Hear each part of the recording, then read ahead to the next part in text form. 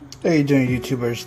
This is my first video on YouTube. I hope it works out for you guys. I'm gonna be replacing my starter in my 1998 Toyota 4runner. I hope this video goes well. I hope I get to get a lot of likes on it.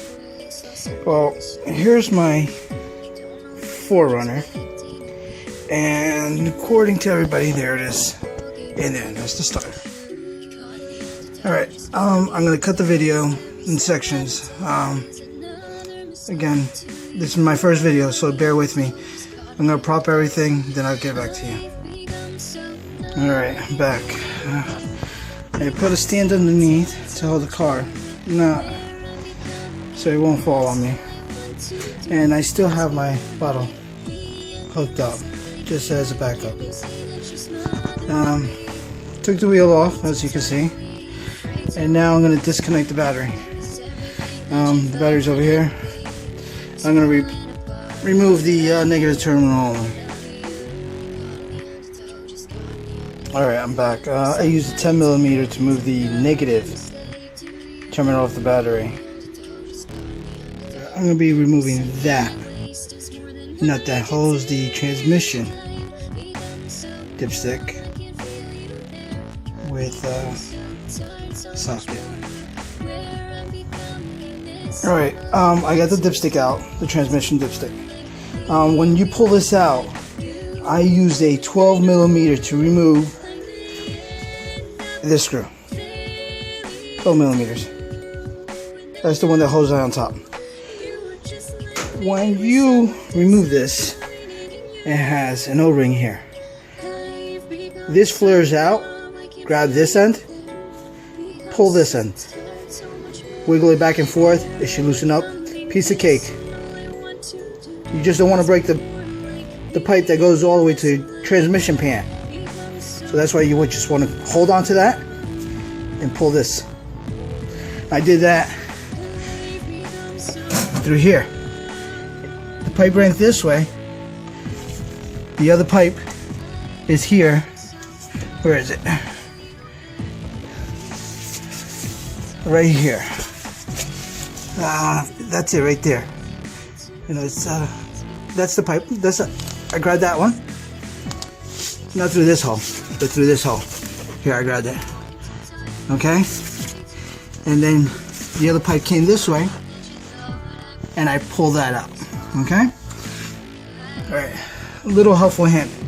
I just drove this car about 15 miles to get the starter and everything. Came back. It's a little warm. I'm trying to let this car cool down. Don't want to get burned by any manifold or anything. So, just a helpful hint. Alright, the next thing I'm going to be doing. I'm going to be taking this screw off. And I'm going to try to get this screw back here somehow off. There's a brake line here that's in my way to take it out this way. That's what my trying is. If not, I saw somebody else do from underneath without removing this brake line, but I'm gonna go with this because I don't want to lay underneath the car or anything. I might have to just to take the two screws. Here's a good view of those two screws you gotta take off. One's about here and the other one's right about here. Okay, and those are the two screws that hold the starter, and they come in this way.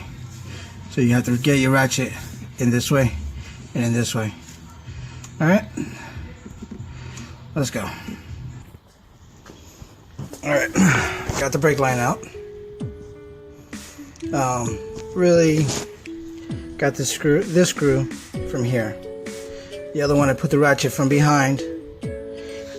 Would recommend a ratchet box set, so you could take it out. But I used my hand. The screw came out really easy. No DW40 or anything. Now my project is gonna start. I think that was the easy stuff. Or is that the easy stuff? Taking that thing out. Alright.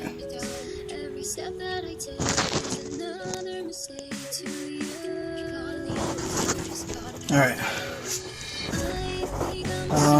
What I did was I took out the the plug that goes, the battery connection right here. That's this wire right here. And then there is a plug, that one back there, right next to that terminal. That gets plugged right above it. What I did was I took a screwdriver from underneath, pushed the little prong that is there.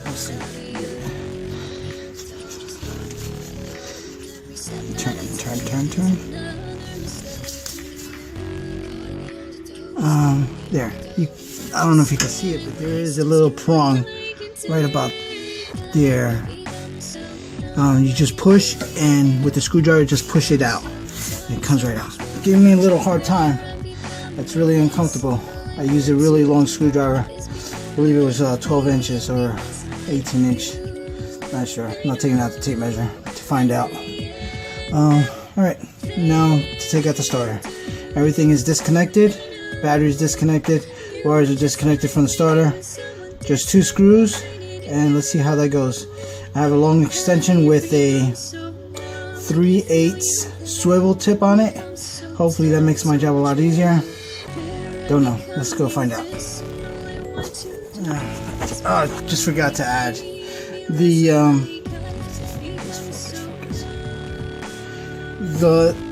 nut. It's actually a nut, not a screw. The screw stays. Here's the nut. That was 12 millimeter socket that I used to take that out. Okay. That's about it. Let's go on to the next thing. All right, guys. I took the 2 screws off, and you can see that it's off loose. It's kind of tough for me. It was. I have a swivel head, a 3/8 on a 14 millimeter socket that actually took it off. I did not use a 3/8 socket. I used a 3/8 swivel head with a 14 millimeter socket on there to take those screws off. Well, now it's trying to get it out.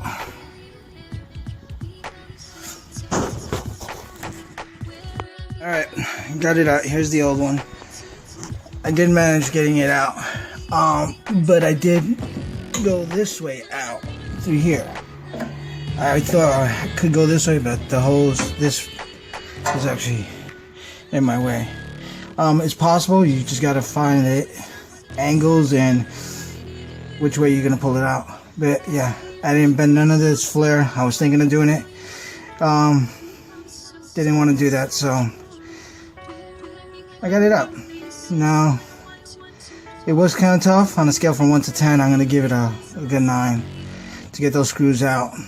The uncomfortable, but it's possible. If you got patience and you got some kind of hand skills, it's possible. Alright, now putting it back together. Alright, there's the new one. Put back in.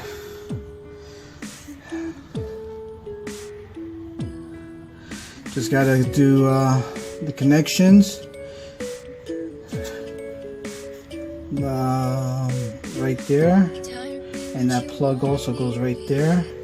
And then I'm gonna try it out, and then if everything works, put everything back together, and then I'll be done. Alright, I connected the battery. I put everything back together. I'll show you that in a minute. Just wanted to make sure that it works. Battery's on, and here goes nothing. Oh, that's my fault. I didn't want to hit it too hard. There you go, just like new. All right. So what I'll do is I'll finish up. I'll show you everything I used, and I'm gonna put everything back together now. All right. So here.